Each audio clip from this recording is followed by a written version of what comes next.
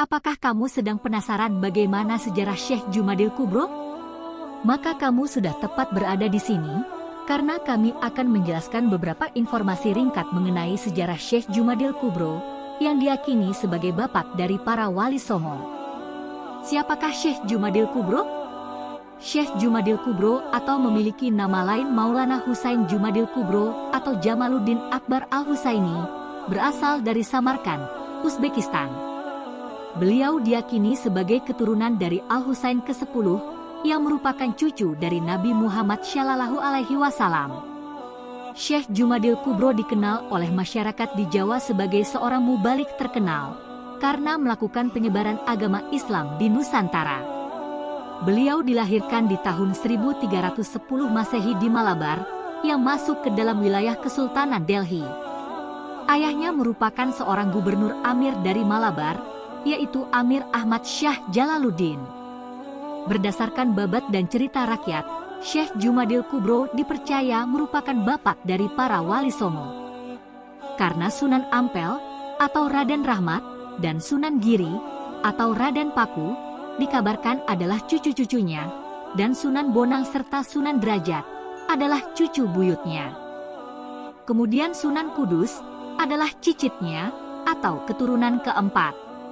Jadi berdasarkan silsilah ini, maka para wali songo masih memiliki darah keturunan dari Uzbekistan.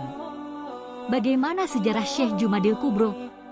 Banyak pendapat tentang keberadaan makam atau petilasan dari Syekh Jumadil Kubro yang ada di beberapa tempat, seperti di situs Trowulan Majapahit, yang menunjukkan bahwa beliau memiliki kedekatan dengan pejabat kerajaan Hindu terbesar. Tetapi, sebenarnya lokasi makam tersebut adalah makam khusus untuk memakamkan kerabat raja atau orang istana Majapahit. Dengan adanya kepercayaan tersebut, diyakini jika Syekh Jumadil Kubro telah menyebarkan agama Islam ke dalam kerajaan Majapahit pada masa kerajaan tersebut masih ada. Sasaran kegiatan dakwahnya adalah di lingkungan kerajaan di daerah Trowulan Mojokerto. Saat itu, beliau mendapatkan tantangan dan kesulitan dalam berdakwahnya.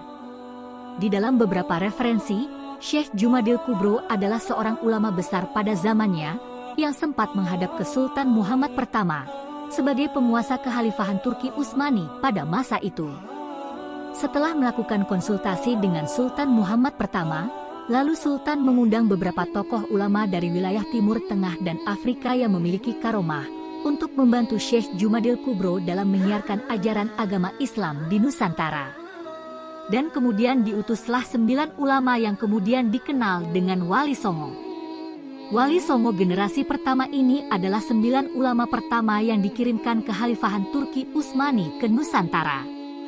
Ulama-ulama tersebut terdiri dari 1. Maulana Malik Ibrahim, berdakwah di Jawa Timur. 2. Maulana Jumadil Kubro, berdakwah di lingkungan kerajaan Majapahit. 3. Maulana Ishak, dari Samarkand, berdakwah di Jawa Timur. 4. Maulana Malik Israil, berdakwah di Jawa Tengah. 5. Maulana Ahmad Al-Mahrobi, sering dipanggil dengan nama Sunan Geseng, berdakwah di Jawa Tengah. 6. Maulana Hasanuddin, melakukan dakwah di Jawa Barat.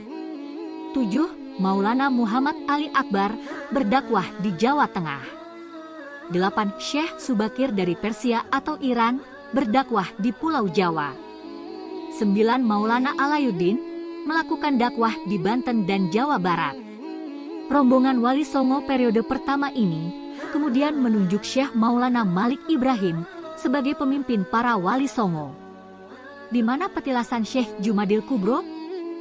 Petilasan beliau dikabarkan terdapat di beberapa tempat, seperti di Semarang, di Dusun Turgo, Lawangan Kaliurang, di Trowulan, di Desa Purwobinangun, daerah Pakem Sleman, dan juga di Wajo, Makassar.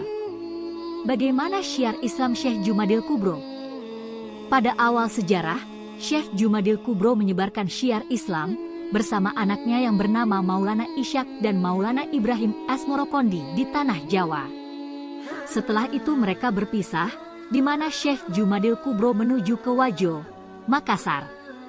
Maulana Ibrahim Asmorokondi pun pergi menuju ke daerah selatan Vietnam dan berhasil mengislamkan kerajaan Champa.